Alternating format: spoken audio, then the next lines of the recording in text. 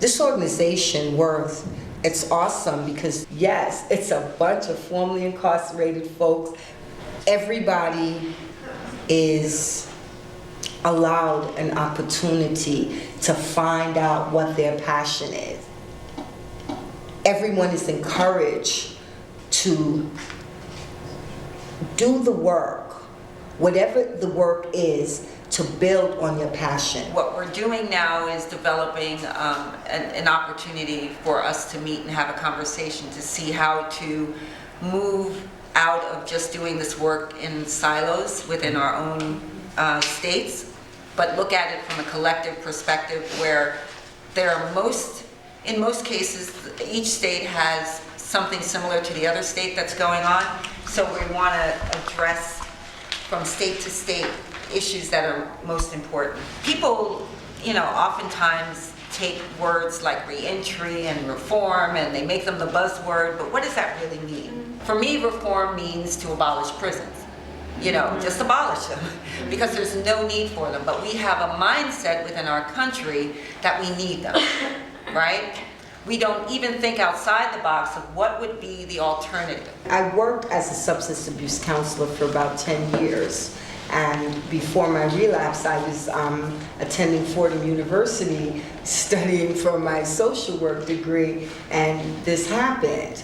And during that, I think it was about a 6-month period of use, and I kept trying to figure out, why am I here in this situation again? Because I had done that years ago.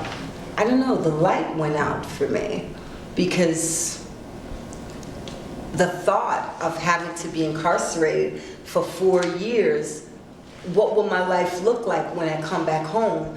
Where would I be picking up, and what's gonna happen to my children? And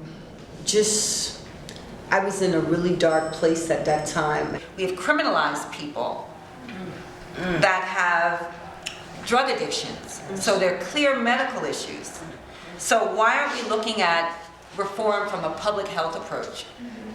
If we're thinking about reform, right? It's thinking outside the box, including the systems that are involved in placing people in prison in the first place, including parole, including Department of Corrections, including those that you would not normally speak of, like harm reduction, and even those folks that are directly involved in using the drugs, and policymakers. So including those systems into the conversation and coming up with a public health approach to reform the ways in which we look at drugs and the criminalization of people. And I'm sure if we were to look at it from that perspective, we would have less use for prisons, and we would have less people in prison, and we would think about really bringing our communities back to a place of where they can be healthy. The whole thought of going home was quite a relief, but it was going back home to a situation where these folks had their mother uprooted, because I left home. I left them for about a year. I kept going in and out, but they didn't know who I was. I just didn't know how to answer those hard questions that they were going to ask me. And I did ultimately get some mental health services, and it took me quite a long time to tell folks that I had relapsed. The only person I told was a judge and those service providers at the treatment program. You're coming back to a community that's starved and deprived of everything that it needs to assist you in that process of healing.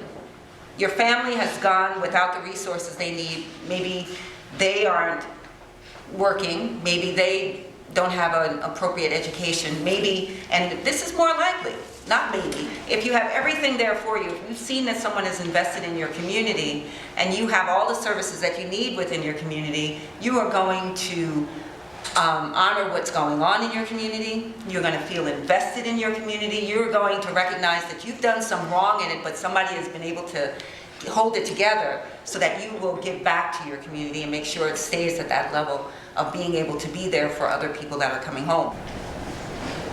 I found out that there were advocates out there in the community who were advocating for women who were incarcerated. Somebody advocated for me to get an alternative to incarceration program. So I was very grateful that there were advocates, but now I wanted to be a part of that world. How do you guys maintain perspective with change being so incremental? Right. How do you stay doing the work?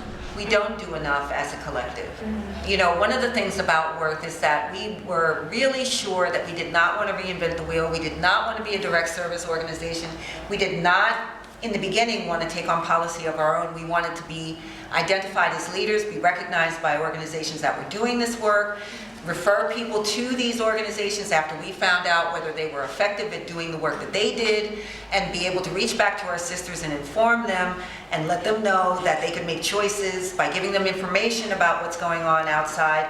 And when they're having conversations with parole officers inside in their preparation for coming home. So we definitely look at ourselves as not a one-issue organization, but we're a very diverse organization, as diverse as our membership. But it's about us doing this work collectively so that all those incremental changes look like one big thing and feel like one big thing. Because what we have to get out of is the mentality of that silo work and the mentality of competing with each other for that funding. You know, so we have to really be creative. We have to think of how do we offer economic solvency to our members through thinking about establishing 501c3s and 501c4s, because all of our issues are all of our issues. You know, the anti-shackling legislation passed because we got the legislation from the Rebecca Project in Washington, and we rewrote our own legislation to look at what they did on a federal level. So it was us looking at it, bringing it to the table, talking to lawyers and advocates at the table who had not been incarcerated, and designing our own legislation, and then allying with legislators and making sure our voices were heard and having conversations with them and being there toe-to-toe with them and saying that we want this changed. And New York became the 6th state to change that. So we're 6 out of 50 states? Come on. Now that's embarrassing. That's embarrassing. You know, so why aren't we taking on this reform from a national perspective?